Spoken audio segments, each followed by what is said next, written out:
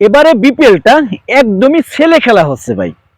এই যে অলিগলির যে খেলাগুলো হয় না, ছেলেপেলে ছোট ছোট বাচ্চারা যেভাবে ক্রিকেট খেলে, ঠিক ওইভাবেই বাংলাদেশ বিপিএল হচ্ছে।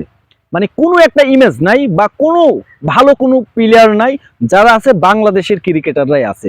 আর বিদেশ থেকে যারা আসছে তারা মনে করেন ওই 2-5 বছর ইন্টারন্যাশনাল ক্রিকেটই খেলিনি, ওই ফর্মে খেলাই খেলিনি 2-5 বছর, তাদের নিয়ে আসছে বাংলাদেশ কি বিপিএল এ। কয়েকটা দল হাতে গোনা, রংপুর, বরিশাল, এই দুইটা টিম কয়েকটা ভালো ভালো প্লেয়ার আনছে, দু একটা করে। তাছাড়া বাকি যে দলগুলো আছে, মানে তাদের কথা মানে বিদেশি যারা আইছে তাদের কেউ চেনেই না, অনেকেই চেনেই না তাদের। মানে তাদেরকেও সে ওইভাবে ইন্টারন্যাশনাল ক্রিকেট ওইভাবে তাদের নামটাই নাই। ওই যে বললাম না, 2-4 বছর তারা ইন্টারন্যাশনাল খেলাই খেলেনি, এমনকি টি-20 ফরম্যাটেও খেলা খেলেনি, ঠিক তাদের আনছে এবার। কারণ একদমই স্বল্পাই বিপিএল করছে দলগুলো, বা বিসিবিও মানে ওই সাই দিছে। তো আসার কথা হচ্ছে, সুখবর একটা আছে, সেটা হচ্ছে ক্রিকেট ইতিহাসে বা আপনি এখন বর্তমানে সবচেয়ে একটা বড় তারকা ওয়ার্নার, অস্ট্রেলিয়ার ওপেনিং ব্যাটসম্যান ওয়ার্নার, বিশ্বের প্রত্যেকটা লিগে কিন্তু উনি খেলা খেলে, বিপিএলেও খেলে গেছে। অনেক দিন সে আসেনি, এবার কিন্তু রংপুরের হয়ে মাঠে নামতে পারে একদমই শেষ সময়, একদমই শেষ সময়। এইসব তারকাগুলো একসময় বিপিএল এ নিয়মিত খেলতো, কিন্তু এখন দলগুলোর আনতে পারে না। ওই যে বললাম, একদমই সিম্পল করতে চাই সবকিছু, সেজন্যই কিন্তু আনতে পারে না। তো সুখবর হচ্ছে বিপিএল এ ওয়ার্নার আসছে।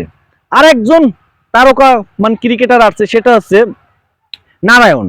এই প্লেয়ারটাও কিন্তু প্রত্যেকবারে বিপিএল এ খেলা খেলে, বিপিএল এ প্রত্যেকবার খেলা খেলে, এবার কিন্তু মানে তাকে কিনতে পারেনি। তো শেষ মুহূর্তে বরিশাল তাকে নিয়ে আনছে। সবকিছু ঠিকঠাক থাকলে বরিশালের হয়ে মাঠ মাতাবেন নারায়ণ।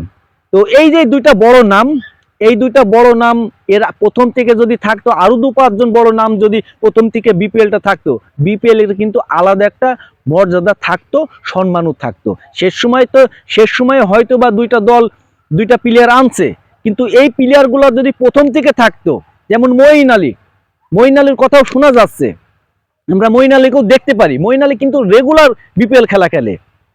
তো চট্টগ্রামে আসতে পারে মঈন আলী। এই যে এই তিনটা ক্রিকেটার যদি প্রথম থেকে থাকতো ভাই, বিপিএলটা কিন্তু এই রকম ছেলে খেলা কিন্তু হতো না, এইরকম ছেলে খেলা হতো না।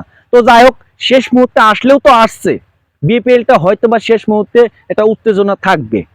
বিপিএল নিয়ে অনেক বিতর্ক, এই বিতর্কটা কাটাতে হলে ভালো ভালো তারকাদের আনা উচিত।